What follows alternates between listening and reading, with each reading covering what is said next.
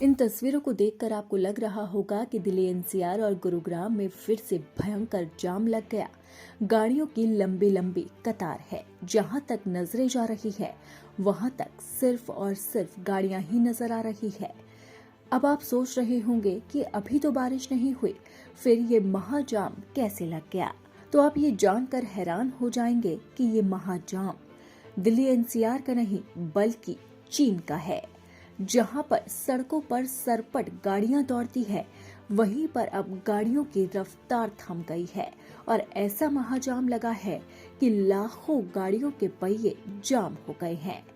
ये तस्वीरें हैं चाइना की, जहां पर 6 अक्टूबर को भयंकर जाम लगा, जिसकी वजह से लाखों लोग सड़कों पर ही फंसे रहे और अपने घर नहीं लौट सके। चीन के अनहुई प्रांत के सबसे बड़े टोल स्टेशन पर राष्ट्रीय दिवस और मध्य शरद उत्सव की 8 दिनों की छुट्टियों के बाद लाखों यात्रियों के घर लौटने के दौरान भारी ट्रैफिक जाम लग गया। वुजुआंग टोल स्टेशन पर वाहनों की कतारों के वीडियो सोशल मीडिया पर अब वायरल हो रहे हैं।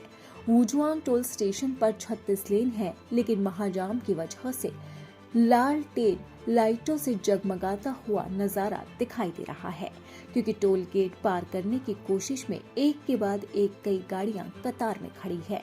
टोल स्टेशन पर आखिरी दिन 1,20,000 से ज्यादा गाड़ियों के आने की उम्मीद थी। ड्रोन फुटेज में कई वाहनों को टोल गेट से गुजरते हुए कई लेन में चलते हुए देखा जा सकता है। मध्य शरद ऋतु का त्योहार चीन में पारिवारिक समारोह के लिए महत्वपूर्ण होता है और इस साल ये राष्ट्रीय दिवस की छुट्टी के साथ ही पड़ा। इसके लिए इस छुट्टी पर महाजाम लग गया और लोग अपने घरों की तरफ चले, लेकिन जब वापस लौटने का समय आया तो टोल पर भयंकर जाम लग गया।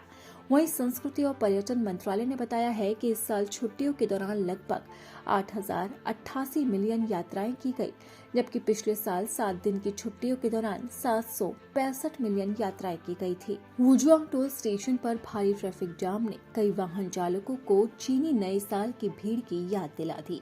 चीन में भीषण ट्रैफिक जाम की ऐसी ही घटना पहले भी सामने आ चुकी है, जिसमें सबसे चर्चित 2010 का 12 दिनों वाला जाम था।